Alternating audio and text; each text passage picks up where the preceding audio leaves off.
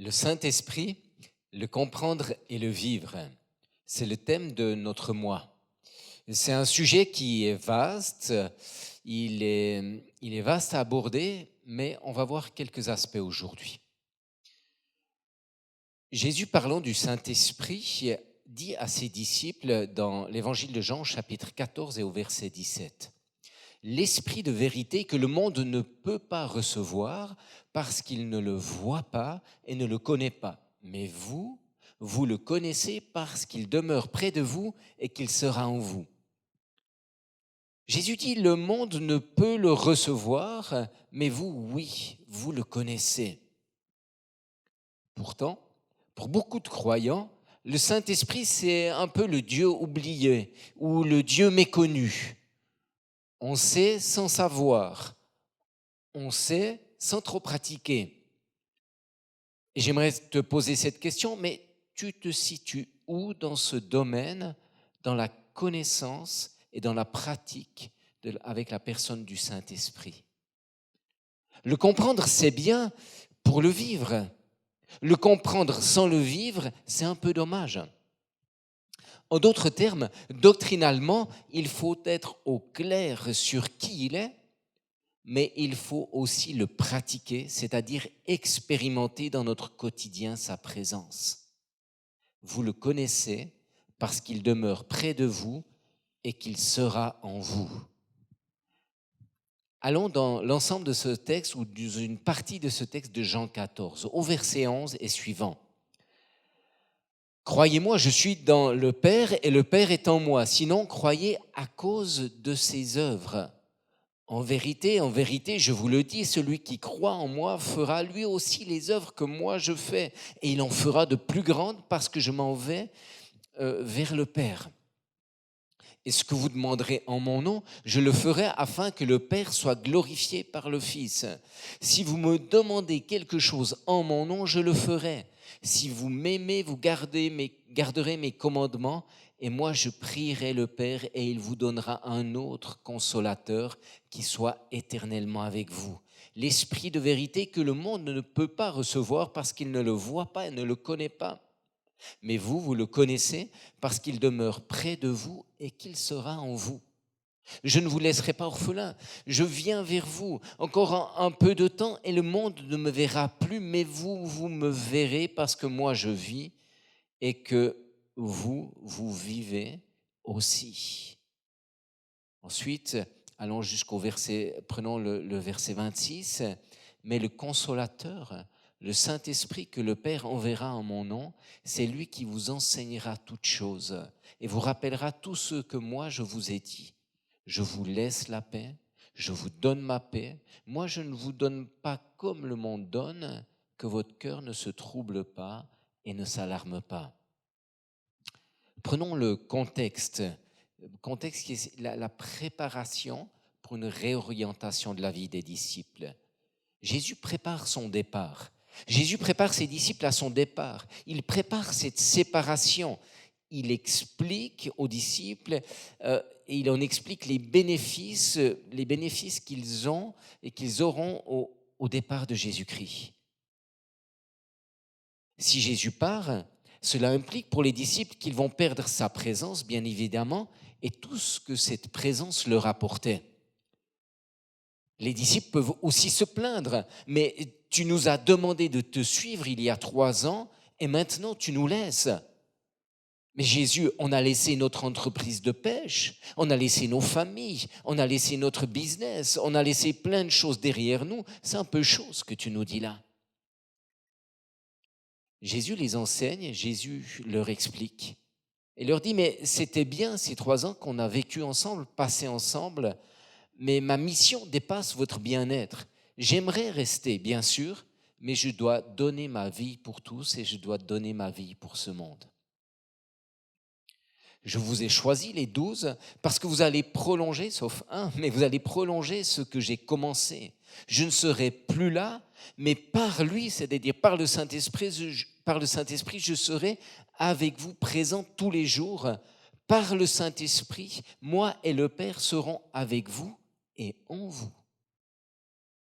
C'est le Saint-Esprit qui prendra le leadership, ce leadership que j'avais dans vos vies, envers vos vies, alors que je vous enseignais, vous conduisais, vous dirigeais. C'est lui qui vous instruira, c'est lui qui prendra ce rôle, qui vous inspirera et vous conduira. Il vous rappellera ce que je vous ai dit et enseigné. Le Saint-Esprit a ce rôle pour nos vies, pour ta vie. C'est lui qui rappelle les paroles de Jésus. C'est lui qui t'enseigne. C'est lui qui t'instruit. C'est lui qui te permet de comprendre l'Écriture qui a été inspirée par l'Esprit. Et c'est dans ce contexte plein d'affection, d'amitié, que Jésus parle de la venue du Saint-Esprit et il est en train de rassurer ou de préparer les disciples à son départ. Alors sur le moment, ce n'est pas du tout sûr qu'ils captent ce que Jésus est en train de leur dire, qu'ils captent cette histoire-là.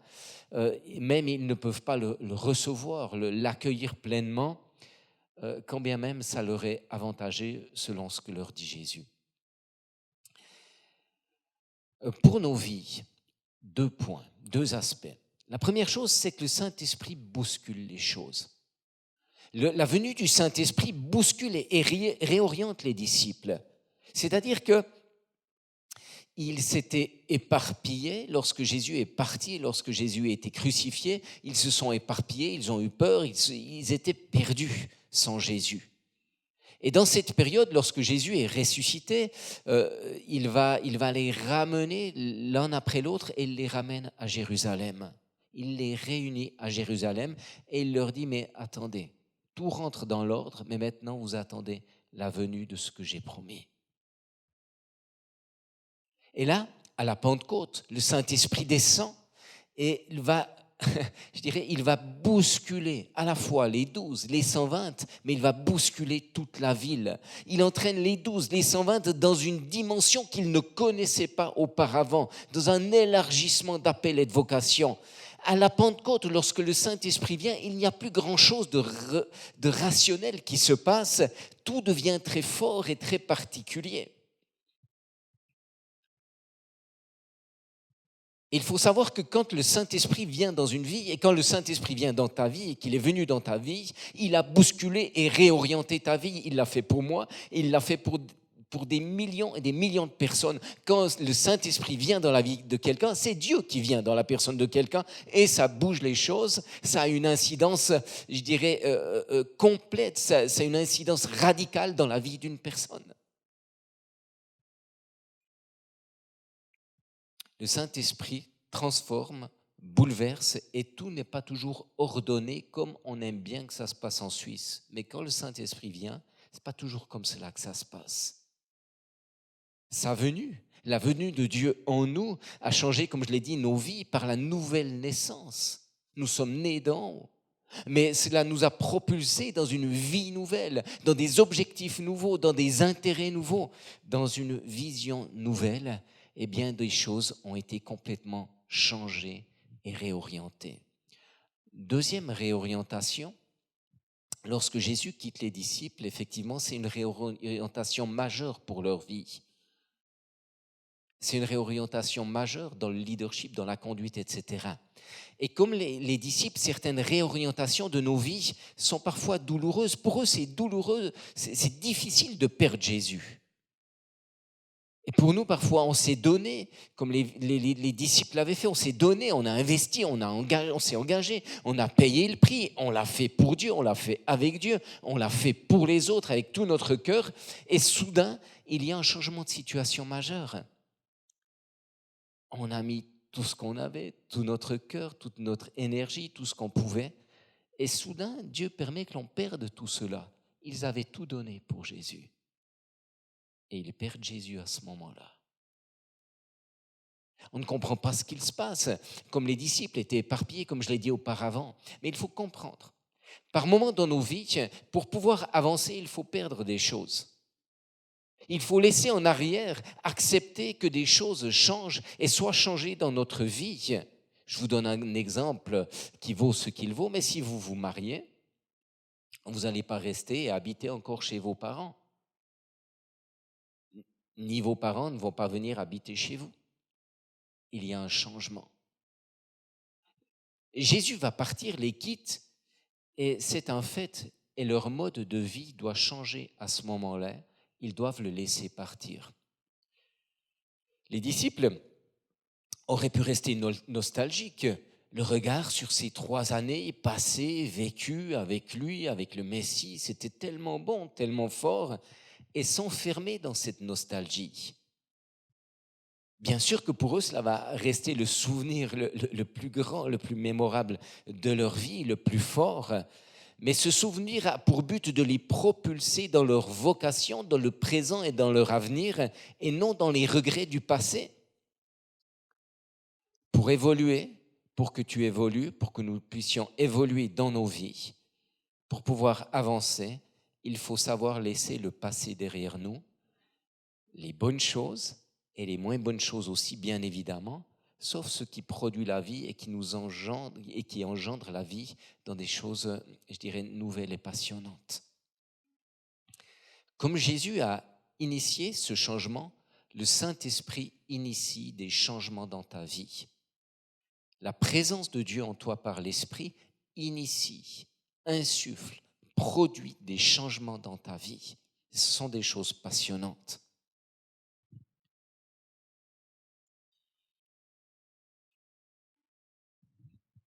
Le Saint-Esprit, au verset 16, il est parlé d'un consolateur, un autre aide, un autre consolateur. Et moi, je prierai le Père et il vous donnera un autre aide afin qu'il soit éternellement avec vous. Et c'est mon deuxième point, un autre aide, un autre consolateur.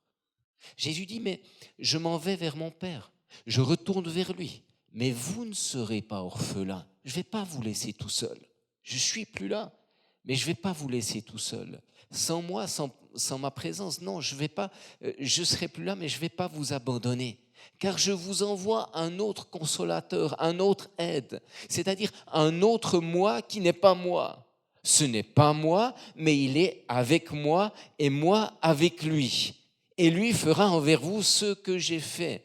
Alors je vais répéter, prenez peut-être de l'aspirine si vous voulez, je répète. Je vous envoie un autre consolateur, un autre moi qui n'est pas moi. Ce n'est pas moi, mais il est avec moi et moi je suis avec lui et il fera envers vous ce que j'ai fait avec vous. Je simplifie, ils perdent Jésus dans leur quotidien, mais ils gagnent un autre consolateur, un autre soutien, un autre aide. Comme Jésus, le Saint-Esprit comme Jésus, il sera non seulement avec eux, mais il sera en eux, et pas seulement pour 3 années, mais éternellement, c'est ce que nous dit le texte. Jésus était avec eux, le Saint-Esprit est avec eux et avec nous, mais il n'est pas seulement avec, il est en nous. Il n'est pas seulement avec nous 3 ans, pour les disciples 3 ans, il est avec eux, avec nous éternellement. Le Saint-Esprit accomplira le même travail, ce que Jésus a fait. Il va les instruire, il va les guider, à tel point que Jésus dit, vous ne serez pas orphelins. Et le Saint-Esprit va les amener dans la pensée de l'adoption, dans l'esprit de l'adoption, dans la révélation de la paternité de Dieu, c'est-à-dire une révélation intérieure. Vous savez que Dieu est devenu votre Père, que vous avez un Père qui est dans le ciel, que vous êtes à lui et il est à vous. Et c'est par l'Esprit que nous crions « Abba Père », une révélation intérieure qui fait que vous savez que Dieu est votre Père. Avant, Jésus les instruisait, les protégeait, et maintenant, c'est le Saint-Esprit qui va prendre ce rôle. Jésus était physiquement à côté d'eux. Comme je l'ai dit, le Saint-Esprit sera à côté et en eux. C'est quand même bien d'être chrétien. C'est merveilleux d'être chrétien. un autre consolateur, paraclet, en grec paraclet, ça veut dire aide, consolateur, littéralement appelé auprès d'eux. On peut traduire par avocat, défenseur ou saint d'un tribunal. Concrètement, le Saint-Esprit, c'est ton soutien dans les moments de faiblesse. Le Saint-Esprit, c'est ton conseiller dans les difficultés de la vie. Le Saint-Esprit, c'est ton consolateur dans les temps de souffrance. Vous le connaissez parce qu'il demeure près de vous et qu'il sera en vous. Un autre aide, consolateur, un autre aide, des œuvres plus grandes. Verset 11, croyez-moi, je suis dans le Père et le Père est en moi. Il est en train d'essayer de les convaincre. Il leur dit, mais si vous ne croyez pas cela, mais croyez au moins à cause de ces œuvres que je fais. Croyez au moins à cause des œuvres. C'est-à-dire que les signes et le surnaturel manifestés au travers de notre foi révèlent les œuvres du Père et le font connaître. Le surnaturel de Dieu. Les signes et les prodiges révèlent la personne du Père et glorifient le Père. Verset 12, en vérité, je vous le dis, celui qui croit en moi fera lui aussi les œuvres, ces signes, fera lui aussi les œuvres que moi je fais, et il en fera de plus grandes parce que je m'en vais vers le Père. Prenons bien ce texte, ce verset 12, prenons-le bien, on relit. Celui et celle qui croit en moi. Ça veut dire tout chrétien sans exception. Là, il ne parle pas seulement aux 12, aux disciples. Il dit bien celui qui croit en moi. Donc, c'est pour tout chrétien, c'est pour toi, c'est pour moi, c'est pour chaque croyant, sans exception. Et il dit ça. Il fera les œuvres que j'ai faites, ces œuvres qui révèlent le Père, qui le glorifient. Et il dit même, il en fera de plus grandes. C'est quand même noir sur blanc dans ma Bible, et je pense que vous avez la même Bible. C'est noir sur blanc ce que dit Jésus là, et on peut dire, oui mais attendez pasteur, un peu d'humilité, c'est Jésus, on ne peut quand même pas faire plus que lui.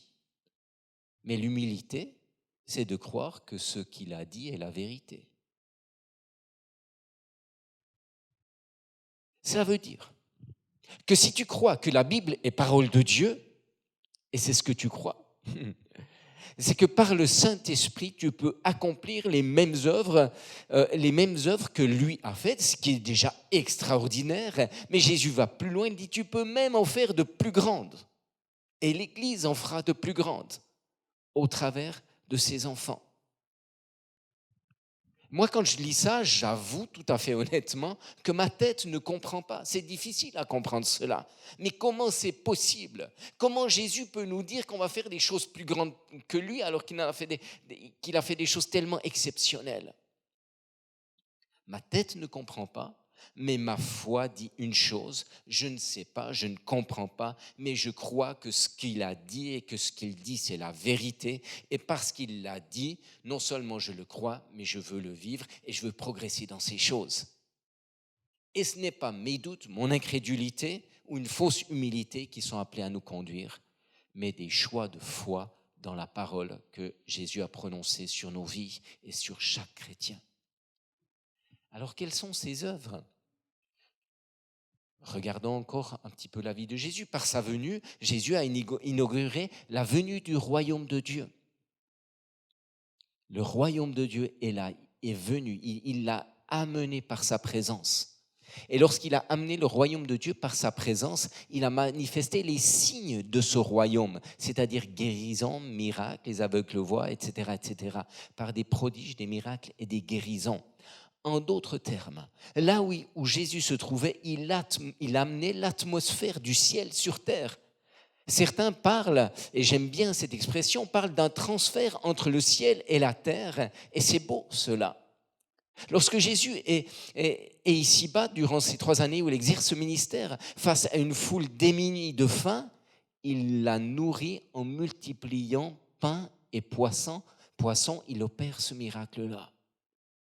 Lorsqu'il est face à cette femme détruite, une femme mais détruite, comme il y a tant de gens qui sont détruites par la maladie depuis 11 ans, Lorsqu'il est face à elle, cette maladie s'enfuit en un instant et il transforme la vie de cette femme, lui redonne dignité, espérance. Il change l'atmosphère de détresse dans laquelle elle se trouvait et il l'amène dans une ambiance, mais c'est plus qu'une ambiance, c'est sa vie qui devient une vie d'allégresse, de joie.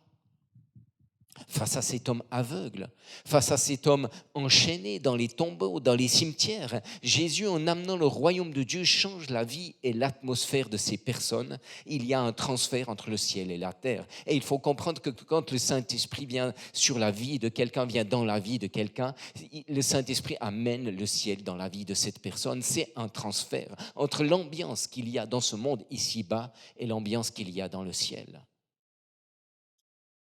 C'est une grâce qu'il nous fait. Les besoins que Jésus a rencontrés, que les disciples ont rencontrés, restent les mêmes. Restent les mêmes. La détresse, la souffrance, la maladie, toutes ces choses n'ont pas disparu de la terre. Elles sont tout autour de nous. Et la réponse de Dieu est la même. Et il nous équipe par la puissance du Saint-Esprit pour apporter cette même réponse spécifique aux besoins des personnes qui nous entourent. Par la puissance et par la présence du Saint-Esprit répandue sur nos vies, alors nous pouvons accomplir les mêmes signes pour pouvoir rejoindre, porter et apporter la guérison et la restauration, changer l'ambiance, changer l'atmosphère, changer et transformer les vies de personnes qui nous entourent et qui ont soif de changement dans leur vie.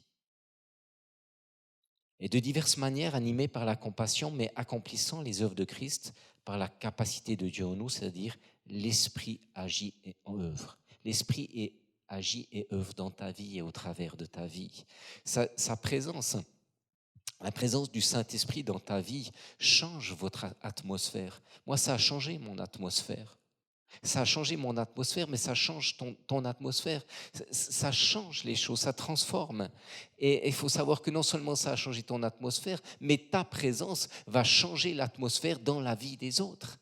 Parce que le Saint-Esprit œuvre et agit au travers de toi, c'est-à-dire que tu es porteur du ciel sur terre, par le royaume de Dieu qui agit en toi, par le royaume de Dieu qui agit au travers de toi, alors tu changes l'atmosphère des personnes qui t'entourent de diverses manières.